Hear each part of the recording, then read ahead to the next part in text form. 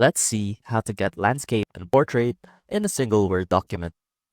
First off, we want to open Microsoft Word.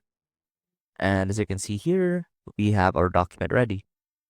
Now, currently, we only have one page, and that is in portrait mode.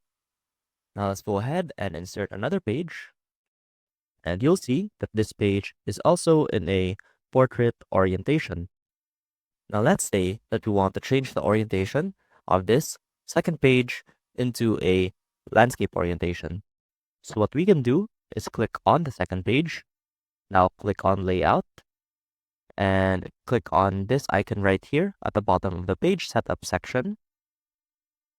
Now you'll see that you can change the orientation right here and simply click on landscape. Now click on apply to section, click on this point forward and click on OK to apply that to your document.